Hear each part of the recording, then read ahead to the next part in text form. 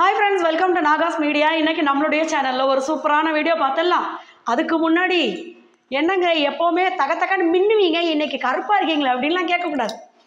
பின்னாடியும் லைட்டு முன்னாடியும் லைட்டு. இப்போ நான் கலராக தெரியனா?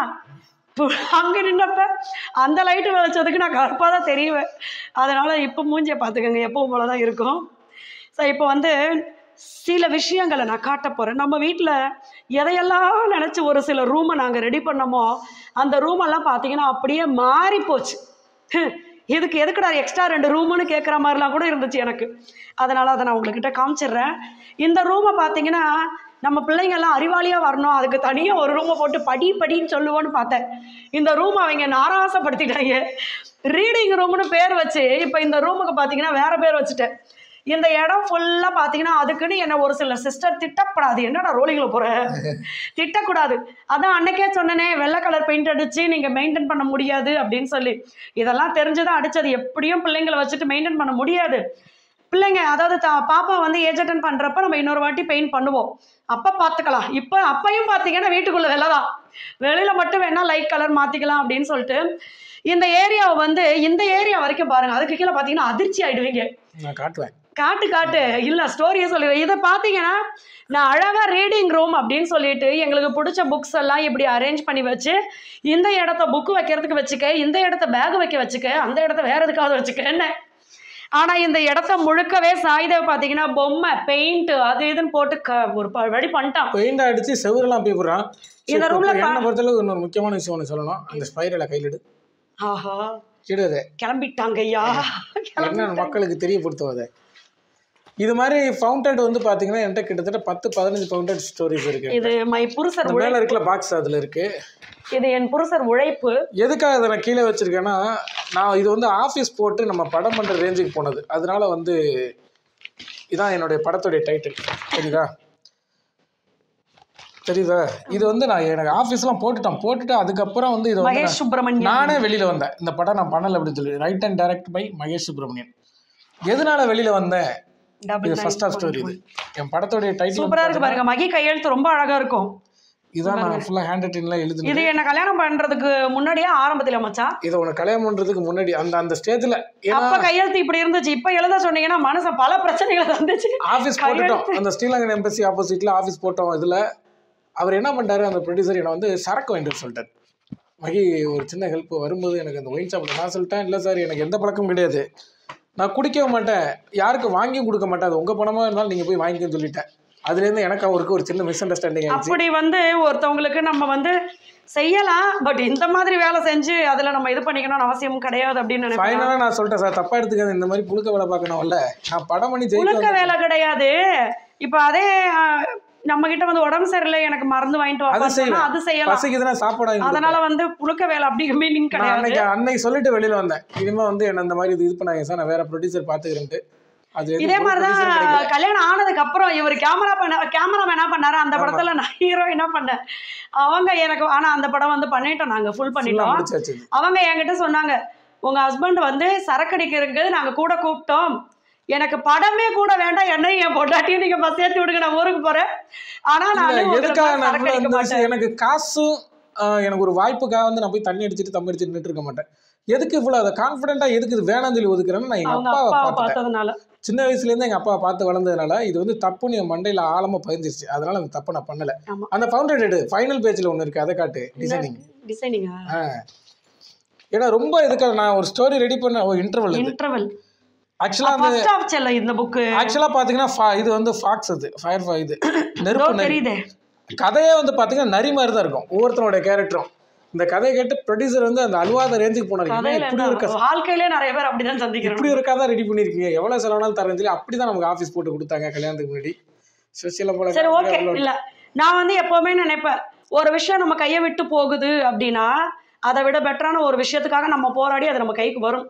அதனால அதெல்லாம் போராடிதான் நாம் வெல்லணும்னு ஒரு பாட்டு போட்டு அடுத்த தொண்டையில் கிச்சிக்கிச்சா இல்ல அவரு மாத்திரை சாப்பிடுங்க கிச்சு போக்குங்க. எங்க பாருங்க, இந்த ரூம் ரீடிங் ரூமா போட்டது. ஆனா இந்த ரூம்ல யாருமே ரீட் பண்ணல, யாருக்கு எங்க பிடிக்குதோ அங்க உட்காந்து ரீட் பண்றோம். ரீட் பண்றல. இப்ப நான் அடுத்த புக் ஒன்னு எழுதிட்டு இருக்கேன், மேல இருக்குல்ல, அதை எழுதிட்டு இருக்கேன். அந்த புக் இது மகி புக் எழுதிட்டு இருக்காங்க. இப்போ எனக்கு எங்க ஆல்ரெடி நான் ஸ்கூல் காலேஜ் படிச்சு முடிச்சோன்னு ஒரு புக் எழுதி வெளியிட்டேன். அதுக்கப்புறம் சினிமாவில் இருக்கும்போது ஒரு புக் எழுதுனேன். இப்போ இது 3வது புக்கு. எனக்கு எங்கே உட்காந்து தோணுது அங்கே தான் உட்காந்து எழுதுவேன். அது மாதிரி. அதனால இந்த ரூமை பார்த்தீங்கன்னா இன்னொன்று வந்து என்னுடைய டெய்லரிங் மிஷினை பாப்பா ரூமில் போட்டது அங்கே என்னால் தைக்கவே முடியல. தைக்க முடியல மீன்ஸ் அதை நாங்கள் செட் பண்ணவே இல்லை, அப்படியே விட்டுட்டோம். எல்லாருமே கீழே தான் இருக்காங்க, நான் மட்டும் மாடி போய் தைக்கணுமா அப்படின்ட்டு. அதனால என்ன பண்ணிட்டேன், என்னோட மிஷினை கொண்டு வந்து இங்கே போட்டுட்டேன். இங்கே போட்ட உடனேயே நடந்த ஒரு சம்பவம் பார்த்தீங்கன்னா வீட்டில் எல்லாரையுமே இம்ப்ரெஸ் பண்ணிட்டேன். எங்க மாமியார் நானே கூப்பிட்டு கொஞ்சம் லெவலுக்கு பெரிய ஆகிட்டேன். எங்க மாமியார் கூட சொன்னாங்க சூப்பரா இருக்குப்பா அப்படின்னு சொன்னாங்க. இங்க இருங்க, இது எங்க லட்டுக்குட்டிக்காக நான் ஸ்டிச் பண்ணது. ஆமா, லட்டுக்குட்டி வந்து பர்த்டே வருதுல, அதனால தச்சோம். ஆமா, எனக்கு என்னன்னா எனக்கு ரொம்ப ஆசை பாப்பாவுக்கு நானே தச்சு கொடுக்கணும் அப்படின்னு சொல்லி. இந்த கவுன் வந்து நானே தச்சுட்டு இந்த முன்னாடி வந்து பட்டன் மட்டும் வச்சிருக்க ஒரு புடவையில பாதி புடவை எடுத்த மீதி புடவை எங்க மாமியார் ஐயா பாதி புடவை வீணா போச்சு, அதை என்ன பண்ணுவோம் உனக்கு தச்சு போட்டுக்க அப்படின்னாங்க. ஸோ இது வந்து இப்படி தச்சிருக்கேன். இதில் வந்து ஏதாவது டிசைன் பண்ணணும். ஆனால் இங்கே பார்த்தீங்கன்னா இதுக்கு ஏற்ற மாதிரி எல்லாம் கிடைக்க மாட்டேங்குது. நம்ம ஊரில் எல்லாமே டக்குனு கிடைச்சிடாது. இங்கே ஓரளவுக்கு சின்ன சிட்டி தானே, அது அதனால கிடைக்காது. ஸ்டோன் வச்சது, ஜாக்கெட் வைக்கிறது, இந்த மாதிரி தான் இருக்குது. நானே இதை பிளான் பண்ணலான்னு இருக்கேன். எங்கள் லட்டுக்குட்டிக்கு பார்த்தீங்கன்னா பிப்ரவரி இந்த மாதம் பிறந்த நாள், அதனால இதை ரெடி பண்ணியிருக்கேன். இது எப்படி இருக்குது அப்படின்றத சொல்லுங்கள். எனக்கு என்னென்னா எனக்கு கொஞ்சம் நேரம் டைம் கிடச்சதுன்னா கூட அந்த நேரத்தில் ஏதாவது யூஸ்ஃபுல்லாக பண்ணணும் அப்படின்னு ஆசையாக இருக்கும் எனக்கு. அதுக்கு உண்டான சூழ்நிலையெல்லாம் நம்ம அமைச்சுக்கணும் அப்படின்னு. ஸோ இந்த ஏரியாவில் இருக்கிற புக்கெல்லாம் பார்த்தீங்கன்னா அவங்க ரூமுக்கு மாற்ற போகிறேன். யார் புக்கு எந்த ரூமில் இருக்கணுமோ அங்கே மாற்றிட்டு இதில் என்னுடைய jewellery making item, embroidery item இந்த மாதிரி செப்பரேட்டாக எல்லாத்தையுமே அழகாக வச்சு இந்த ரூமையை நானே ஆண்டு கொள்ள போகிறேன். அடுத்து நம்ம வந்து இன்னும் புக்ஸ் நிறைய வாங்கி வைக்க வைக்கிறோம். எதுக்காகனா பெரிய பெரிய ஆட்கள்லாம் சொன்னது நம்ம படிக்கிறோமோ படிக்கலையோ நம்மளுடைய அடுத்த சந்ததிகளுக்கு வந்து நம்ம வந்து ஒரு சில புக்ஸ் எல்லாம் சேர்த்து வச்சுட்டு போகணும். அது அவங்க படிக்கும்போது அவங்களுக்கு நிறைய நாலேஜ் வளரும். ஆனா பிள்ளைங்க கண்ணு முன்னாடி நம்ம கொஞ்சம் உட்காந்து படிக்கணும். நம்ம எதை செய்யறோமோ அவங்களுக்கு அதை பார்த்து டெய்லி என்னோட பொண்ணுகிட்ட என்ன சொல்ல, தம்பி நம்ம சொல்றதெல்லாம் கேட்க மாட்டான், அவன் மட்டும் எழுச்சி ஓடிடுவான் சொல்றதை கேட்டு. 4-5 வயசு ஆக போகுது தம்பிக்கு. லட்டுவட்டிகிட்ட சொல்ல டெய்லி ஒரு புக்கை பெரட்டி படிப்பா, ஒரு பக்கமா அது படி, அது உனக்கு நாலேஜை வளர்க்கும் அப்படின்னு சொல்ல வந்ததெல்லாம் மறந்து போயிட போதுடா. ரொம்ப நேரமா செல்ல பார்த்துக்கிட்டு இருக்கேன். ஓகே போலாம். ஃபர்ஸ்ட் பார்த்தீங்கன்னா நிறைய ஃப்ரெண்ட்ஸ் என்கிட்ட ஃபோன் பண்ணும்போது கேட்குறது, இந்த வில்லேஜில் நீங்கள் ஊருக்கு வந்த உடனே நாங்கள் சந்தோஷப்பட்ட விஷயங்கள், இனிமேல் அடிக்கடி ஊரில் நடக்கிற விஷயங்கள், இந்த இது ஃபங்க்ஷனு, இந்த மாதிரி கிராமத்தில் நடக்கிற விஷயங்கள் எல்லாமே நீங்கள் வீடியோவாக எடுத்து போடுவீங்க, அது இன்னும் என்ஜாய் பண்ணலான்னு நினச்சோம். ஆனால் நீங்கள் பார்த்தீங்கன்னா அது மாதிரி எதுவுமே போடலையே. சமீப காலமாக ஒரு 2 வருஷம் 1.5 வருஷம் இருக்கும். 2 வருஷம் ஆச்சு நம்ம அந்த மாதிரி வீடியோ போட்டு. ஏன்னா நம்ம பிஸ்னஸ் ஆரம்பிச்சு 1.5 வருஷம் ஆச்சு. ஃபங்க்ஷன்லாம் நடக்குது, நம்ம வந்து அதை எடுக்கிறது இல்லை. முன்னாடி வந்து நம்ம போய் எடுக்கிறது கிடையாது. நாங்களும் நிறைய ஃபங்க்ஷன், இப்போ கூட நான் ஒரு ஃபங்க்ஷனுக்கு தான் கிளம்பி. இன்னொரு விஷயம், நம்ம வந்து ஃபங்க்ஷனில் போய் வீடியோ எடுக்கும்போது அது ஒரு எங்களுக்கு ரொம்ப தர்ம சங்கடத்தையும் கொடுத்துருக்கப்ப எல்லாருமே நம்மள அப்படியும் கொடுத்துருக்குது. எல்லாரும் அப்படி கிடையாது. ஒரு சிலர் மட்டும் பார்த்தீங்கன்னா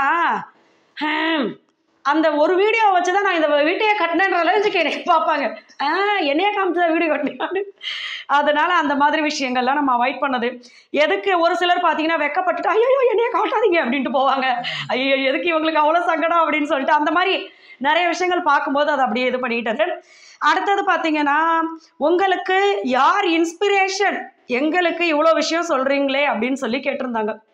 ஒரு இன்ஸ்பிரேஷனும் கிடையாது. என்னன்னா நம்மளுக்கு யாரெல்லாம் நீ வளர மாட்டேன்னு டப்புன்னு மண்டையில் அடிச்சாங்களோ அவங்களாம் தான் எங்களுக்கு இன்ஸ்பிரேஷன். ஏன் அப்படின்னா அவங்க அந்த அளவுக்கு சூப்பராக இருக்காங்களா அப்படின்னு கேட்டிங்கன்னா அப்படி கிடையாது. அவங்க எல்லாருமே உன்னால் முடியாது அப்படின்னு சொன்னாங்கன்னா நம்ம முடிச்சு காட்டணும் அப்படின்றது. எனக்கு சின்ன வயசுலேருந்தே ஒரு பழக்கம் இருக்குது. உன்னால் இது முடியாது அப்படின்னு சொல்லிட்டாங்கன்னா அந்த விஷயத்த நம்ம செஞ்சிடணும் அப்படின்னு நான் நினைப்பேன். ஆனால் டெய்லி நான் உனக்கு சொல்கிறேன், நீ செய்ய மாட்டேங்கிறா. உன்னால் பல்லு வளர்க்க முடியாதுன்னு சொல்கிறேன், ஆனால் பல்லு வளர்க்க மாட்டேங்கிறேன்.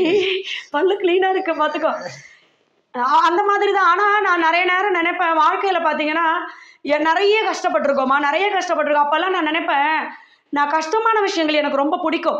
என்னால் முடியாத ஒரு விஷயத்த உனக்கு இது முடியாத அதை செய்யாதுன்னு சொன்னால் அதை முடிச்சு காட்டணுன்றது அதில் தான் நான் வந்து தீவிரமாக இருப்பேன்.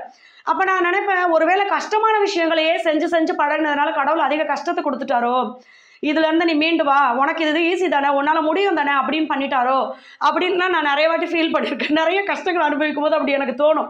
பட் இருந்தாலும் நான் நினைப்பேன் அதுலேருந்து மீண்டு வர்றதுக்கான தைரியத்தை கொடுத்துருக்காருல்ல, அது போதும் அப்படின்னு சொல்லிட்டு. அதனால எங்களுக்கு இன்ஸ்பிரேஷன் அப்படின்லாம் மகி ஸ்கூல் கட்டணும்னு நினச்ச விஷயத்துல எங்களுடைய புனிதா கணேசன் அம்மாவா எங்கள் கணேசன் அப்பா தான் இன்ஸ்பிரேஷன். ஆனால் மற்ற விஷயங்கள் எல்லாத்துலேயும் பார்த்தீங்கன்னா எங்களை யார் வந்து கஷ்டப்படுத்தினாங்களோ அவங்க முன்னாடி வரணும்னு நினச்சோம். அப்போனா அவங்க தானே எங்களுக்கு இன்ஸ்பிரேஷன், அவங்க தான் தூண்டி விட்டுருக்காங்க எங்களை. அடுத்தது பார்த்தீங்கன்னா இப்போல்லாம் நிறைய பேர் வருத்தப்படுவாங்க, சும்மா இருந்த சிங்கத்தை ஏன் தான் சொரிஞ்சு விட்டோமோ அப்படின்ட்டு. அடுத்தது வந்து நிறைய விஷயங்கள் இப்போ ஒரு சிஸ்டர் கூட என்ன கேட்டிருந்தாங்க, நீங்கள் வந்து எனக்கு மாமியார் மாதிரி அப்படின்னு சொல்லி.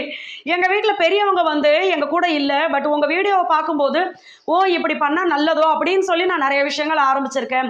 என் ஹஸ்பண்ட் கூட சண்டை போடுறதை நான் நிப்பாட்டியிருக்கேன், வளவலன்னு பேசிகிட்டே இருப்பேன், அதை நிப்பாட்டியிருக்கேன் அப்படின்னு நிறைய ஃப்ரெண்ட்ஸ் சொல்லியிருக்காங்க. அப்போ என்கிட்ட அவங்க கேட்டது என்னென்னா, எங்களுக்கு இவ்வளோ விஷயம் சொல்கிறீங்கல்ல, உங்களை பார்த்து நாங்கள் இந்த மாதிரி கற்றுக்குறோம், அப்போ உங்களுக்கு இந்த விஷயங்கள்லாம் சொல்லி கொடுத்தது யாரு அப்படி சொல்லி கேட்டாங்க. நோபடி, யாரும் இல்லை. எங்களுக்கு பார்த்தீங்கன்னா இப்படிதாப்பா நீ பணத்தை சேர்க்கணும், இந்த மாதிரி பண்ணால் அடுத்த கட்டத்துக்கு நீ போகலாம், இந்த மாதிரிலாம் எங்களுக்கு யாரும் சொல்லி எனக்கு இது தெரியல. என்னைக்காவது அம்மாவை புனிதா கணேசன் அம்மாவை இப்போ சமீபமாக மீட் பண்ணும் போதெல்லாம் பார்த்தீங்கன்னா சின்ன சின்ன விஷயங்கள் அவங்க சொல்லுவாங்க, நான் அவங்க கிட்ட சில விஷயங்கள் சொல்லுவேன். ஆனா ஆரம்ப கட்டத்துல இருந்தே சொல்லுவாங்க, அபி நீ ஒரு ஸ்கூல் ஆரம்பிச்சிரு, அவனுக்கு இருக்க டேலண்ட். அம்மா அப்பயே சொன்னாங்க, நம்ம காலேஜ் வந்துரு நீ அப்படின்னு சொல்லி அபி அடிக்கடி கூடுவாங்க. நீ ஊருக்கு வந்த உடனே என்ன பார்த்தா அவன் கிடக்குறான், இது நல்லா இருக்கு. என்னன்னா யாருமே எல்லாருக்குமே பாத்தீங்கன்னா, இப்ப நீங்களே எனக்கு ஒரு நல்ல விஷயம் சொல்றீங்கன்னு வச்சுக்கோங்களேன், அது எனக்கு பிடிச்சிருந்தா நான் ஏத்துக்குவேன். நிறைய பேர் அப்படிதான் பண்றாங்க. எனக்கு அது பிடிக்கலையா, அது நல்லதுன்னு நம்மளுக்கு தோணாது. எனக்கு அது பிடிக்கலையா, எனக்கு இது பிடிக்கல, அவங்க என்னத்த சொல்றாங்க விடு அப்படின்ட்டு போயிடும். எல்லாருக்குமே பட்டாதான் அதுல இருந்து ஒரு விஷயத்த நம்ம கத்துக்குவோம். அந்த மாதிரி தான் பட்டு பட்டு பட்டு பட்டு என்னைய மாதிரி இன்னொருத்தவங்க பற்றப்படாது அப்படின்றதுனால நம்ம பட்ட விஷயங்களை வந்து அதுல சொல்றது, அவ்வளவுதான். நிறைய விஷயங்கள் வந்து இந்த மாதிரி விஷயங்களே நான் பார்ப்பேன். நிறைய வயசானவங்க கிட்ட பேசுவேன், எனக்கு அது ரொம்ப பிடிக்கும். நான் 2-3 ஃப்ரெண்ட்ஷிப்பை கட் பண்ணி விட்டுருக்கேன். எனக்கு வந்து பேசுறதுக்கே எனக்கு ஆளே கிடையாது. நான் மகி கிட்ட தான் அதிகம் பேசுவேன். அப்போ இவரே என்கிட்ட சொல்லுவாரு, நீ ரொம்ப மன உளைச்சலுக்கு ஆளாகிற மாதிரி இருக்கு, உனக்குன்னு சொல்லி ஃப்ரெண்ட்ஷிப் வச்சுக்கோ அப்படின்னு சொல்லுவாரு. எனக்கு நான் பார்த்தீங்கன்னா பேசுவேன், ஆனால் ஏதோ ஒரு விஷயத்துல அவங்களால எனக்கு வந்து என் ஃபேமிலி நிம்மதியோ இல்லை என்னோட நிம்மதியோ இல்லை என் பழக்க வழக்கங்கள் மாறும் அப்படின்னு தெரிய நேரத்தில் நான் கட் பண்ணிடுவேன் அந்த மாதிரி ஃப்ரெண்ட்ஷிப்பை. அந்த மாதிரி நான் 2-3 விஷயங்கள் பண்ணியிருக்கேன்.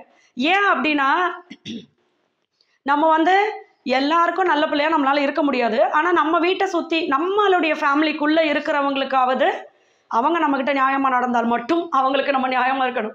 ஆனா எல்லாத்தையுமே எனக்கு பிடிச்ச மாதிரி மட்டும்தான் நான் செய்வேன். அதுல உன்னுடைய நிம்மதி இருக்கா இல்லையா, நான் செய்யற விஷயத்தினால உன் நிம்மதி கெடுதா கெடலையா இப்படின்றதெல்லாம் நான் யோசிக்க முடியாது. நான் ஜாலியா இருப்பேன், அதை கேட்கறதுக்கு நீ யாரு அப்படின்னு நம்ம சொல்ற அளவுக்கு நடந்து கூடாதுல்ல. இந்த மாதிரி நடந்தா என்ன அப்படின்னு கேள்வி கேட்டவங்களும் இருக்காங்க. ஏன் நீ இப்படி இருக்க, நீ ஜாலியா இரு அப்படின்னு சொன்னவங்களும் இருக்காங்க. அந்த மாதிரி இருக்கும்போது எனக்கு என்ன பயம் வந்துடும், ஆத்தி கண்டினியூ பண்ணோன்னா நம்மளை இங்கே டிஸ்கண்டினியூ பண்ணிடுவாங்க, அதனால இதை நம்ம டிஸ்கண்டினியூ பண்ணிடணும் அப்படின்னு சொல்லி பண்ணிடுறது. அதனால எப்போவுமே ஃப்ரெண்ட்ஷிப் கூட நல்ல ஃப்ரெண்ட்ஷிப் வச்சுக்கோங்க. அதை தான் நான் சொல்கிறேன். 100 ஃப்ரெண்ட்ஷிப் நம்மளுக்கு தேவையில்லை, 100 தோழிகள் தோழர்கள் நம்மளுக்கு தேவை கிடையாது. நம்மளுக்கு நல்லது சொல்கிறவங்க ஒரு 4 பேர் இருந்தால் போதும், வாழ்க்கை அமோகமாக இருக்கும். நாங்கள் எங்கள் பிரபு அண்ணா விஷயத்தை அதிகமாக கேட்போம். பிரபு தான் உட்காந்துட்டு எனக்கு சொல்லுவோம். பிரபு அண்ணா எங்களுக்கு பிரபு அண்ணா திட்டுனாலும் நாங்க 2 பேரும் பேங்க் கேட்டுட்டே இருக்கோம். ஏன்டா இவ்வளவு அக்கௌண்ட் வச்சிருக்கேன், அதுல ஒரு 5 பைசா பணம் வச்சிருக்கேன், எப்போ வந்தாலும் காசு இல்லைங்கிறீடா முன்னாடி. அதனால வந்து நல்ல ஃப்ரெண்ட்ஷிப். ஏன்னா நம்ம வீடை பார்த்தோன்னா பிரபு ரொம்ப ஹாப்பி, போய் ரூமா நிற்கிறான், அப்படி சூப்பராக இருக்கு மச்சான், அது நல்லா இருக்கு இது நல்லா இருக்கு, இங்கே இது பண்ணு மச்சான் அங்கே இது பண்ணு மச்சான்னு சொல்லி வீடு ஃபங்க்ஷன் வந்தப்போ ரொம்ப இதாக இருந்தது. எங்களுக்கு ஆசை, ஏன்னா எல்லாருமே பார்த்தீங்கன்னா அன்னைக்கு கிரகப்பிரவேசம் வந்துட்டு அன்னைக்கே கிளம்பிட்டாங்க.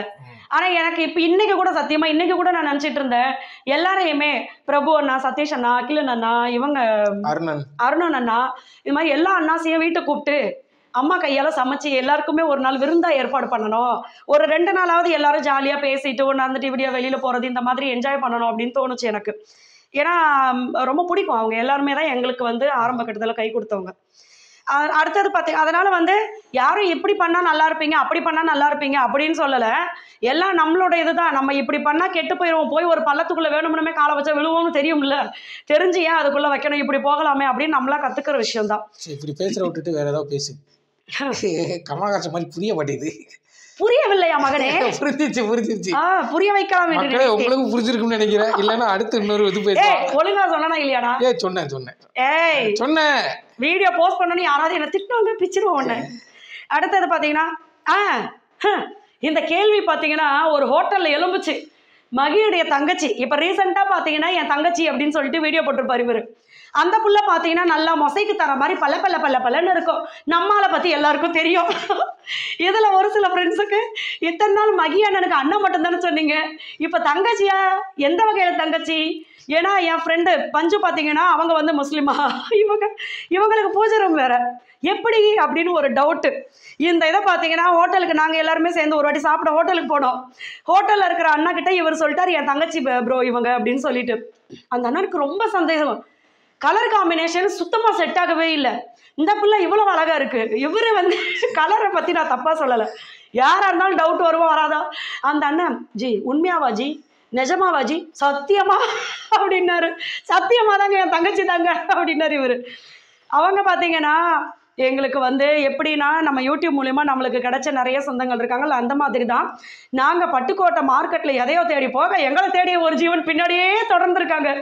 ஆனால் எங்களுக்கு தெரியல, வந்து டபக்குன்னு கையை பிடிச்சி எங்கேருந்து உங்களை துரத்திக்கிட்டே வரேன் நான், உங்களுடைய சப்ஸ்கிரைபர் நான் அப்படின்னு சொன்னாங்க. அதுக்கப்புறமா பார்த்தீங்கன்னா அவங்களுடைய கேரக்டரு நம்மளுடைய கேரக்டர் எல்லாமே பார்த்தீங்கன்னா ஒன்று. இன்னொன்று வந்து அவங்களுடைய லைஃபு, அதாவது வைஷு தான் தங்கச்சி. ஸோ அவங்களோட லைஃபு இவரோட லைஃபு சேம். நிறைய பிரச்சனைகள் ரெண்டு பேருமே வாழ்க்கையில் வந்து சாதிச்சிருக்காங்க. அதனால தான் மகி வந்து அவங்கள ரொம்ப கூட பிறந்த தங்கச்சியா அப்படின்னு நினைப்பாங்க. இவர் இது வரைக்கும் யாரையுமே ரொம்ப உரிமையாக சொன்னதே கிடையாது. ஆனால் இந்த புள்ள அப்படின்னும் போது எங்கள் ரெண்டு பேருக்குமே ஆள் மனசில் புடுங்கும், தங்கச்சி வந்துட்டாங்க போய் பார்த்துட்டு வரலாம் அப்படின்னு சொல்லி. அப்படி தங்கச்சி தான். ஆனால் இப்போ பார்த்தீங்கன்னா ரொம்ப இணக்கமாகி விட்டோம். அடுத்தது பார்த்தீங்கன்னா மாமியாருக்கும் உங்களுக்கும் செட் ஆகிருச்சா அப்படின்னு ஒரு கேள்வி. அது எப்படி செட் ஆகும், நம்ம தான் செட் பண்ணிக்கணும். செட் ஆகாத விஷயங்கள் எல்லாம் நம்மளுக்கும் அவங்களுக்கும் ஏற்ற மாதிரி ஒரு சில விஷயங்களை நம்மளே செட் பண்ணிட்டோம் அப்படின்னா எல்லாருக்குமே செட் ஆகிடும். நான் பார்த்தீங்கன்னா எங்கள் மாமியார் தான் இப்போ ரீசெண்ட் டேஸில் சமைக்கிறாங்க. நான் என்ன பண்ணுவேன்னா அம்மாவை பக்கத்தில் நின்றுக்கிட்டு, அம்மாவுக்கு வந்து நிறைய எண்ணெய் ஊற்றி சமைப்பாங்க. நான் பக்கத்தில் நின்று சொல்லுவேன், அம்மா இவ்வளோ எண்ணெய் ஊற்றாதீங்கம்மா, அம்மா அடுப்பை சிம் பண்ணுங்கம்மா, அம்மா அதை அப்படி பண்ணுங்கம்மான்னு. இதில் வேற வெள்ளை கவுண்டர் டாப்பு, அம்மா அதை தூக்கி அங்கே வைக்காதீங்க, அம்மா இதை தூக்கி இங்கே வைக்காதீங்கன்னு எங்கள் மாமியார் இப்படின்னு வாங்களா. நம்மளுக்கு செட் ஆகலை போல இருக்கு. அம்மா சமைக்கும் போது நான் அந்த சைடே போக மாட்டேன். இப்போல்லாம் பார்த்தீங்கன்னா அம்மா அங்கே சமைச்சிக்கிட்டு இருந்தாங்கன்னா நான் வேற எங்கேயாவது உட்காந்துருப்பேன். எதுக்குன்னா நான் அங்கே இருந்தால் நான் ஏதாவது சொல்லிட்டு தான் இருப்பேன். நான் சொல்கிற விஷயமும் சரிதான், அவங்க செய்கிற விஷயமும் சரிதான். பட் இதில் ஒவ்வொரு விஷயங்கள் பார்த்தீங்கன்னா நான் சொல்கிறது அவங்களுக்கு ஏற்றுக்கணும்னு தோணணும், இல்லை அவங்க செய்கிறத நான் ஏற்றுக்கணும்னு தோணணும். ஆனால் அது தோணாதில்ல சில நேரம். அதனால் நான் என்ன பண்ணிடுறது, இந்த பக்கமாக வந்துடுறது, அம்மா எல்லாத்தையும் செஞ்சு முடிக்கட்டும் அப்படின்னு சொல்லி அந்த மாதிரி பண்ணிக்குவேன். மேக்ஸிமம் அவங்க செய்யும் போது நான் அந்த ஒருவேளை எனக்கு அந்த விஷயங்கள் வந்து செட் ஆகலை அப்படின்னா நான் அந்த இடத்துல இருக்க மாட்டேன். அவங்க சரியாக தான் செய்வாங்க. எண்ணெய் அதிகமாக ஊற்றினா எனக்கு பிடிக்காது. அதே மாதிரி நிறைய ஊற்றி நம்ம சாப்பிட மாட்டோம், அதுக்காக தான் நான் சமைக்க மாட்டேன் அந்த மாதிரி. அப்போ அதெல்லாம் வந்து நம்ம அவங்கள இது பண்ண வேண்டாம், அவங்க சமைக்கிற மாதிரி அவங்க சமைக்கட்டும்னு சொல்லிட்டு சமைச்சு செம்ம டேஸ்ட்டாக இருக்குமான்னு சொல்லிட்டு லாஸ்ட்டில் லைட்டாக கொஞ்சம் எண்ணெயை கம்மி பண்ணியிருந்தா இன்னும் நல்லா இருந்திருக்கும் அப்படி சொல்லுவோம். அவ்வளோதான். அதனால் இதுதான் யாருக்குமே பார்த்தீங்கன்னா மாமியார் மருமகளுக்கு வந்து உடனே செட் ஆகவே ஆகாது. ஏதோ அத்திப்புத்த மாதிரி ஒருத்தருக்கு தான் ஆகும். நம்ம எல்லாருமே செட் பண்ணிக்கணும், அப்போ தான் லைஃப் நிம்மதியாக இருக்கும். ஸோ இதுதான், இந்த விஷயங்கள் தான் நான் ஷேர் பண்ணணும்னு நினச்சேன். நீங்கள் பாட்டுக்க விலாக் எடுக்க முடியல அதனால தான் இப்படி கூவி வீடியோ போட்டுட்ருக்கேன்னு நினைக்கக்கூடாது. லைட்டாக அது உண்மைதான். இருந்தாலும் கேட்ட கேள்விக்கும் பதில் சொல்லணும்ல. ஸோ அதனால தான் இந்த விஷயங்கள் எல்லாமே ஷேர் பண்ணுறேன். அதனால் இந்த வீடியோ உங்களுக்கு பிடிச்சிருக்கும் அப்படின்னு நம்புகிறேன். நம்மளுடைய நாகாஸ் நேச்சுரலில் என்னென்ன ப்ராடக்ட் இருக்குது அப்படின்றத நான் உங்களுக்கு கமெண்ட்டில் பின் பண்ணுறேன். வாட்ஸ்அப் நம்பரை கொடுக்குறேன். வேணும்னு ஃப்ரெண்ட்ஸ் எனக்கு வாட்ஸ்அப் பண்ணலாம். எல்லா ஃப்ரெண்ட்ஸ்க்குமே நன்றி. பாய்.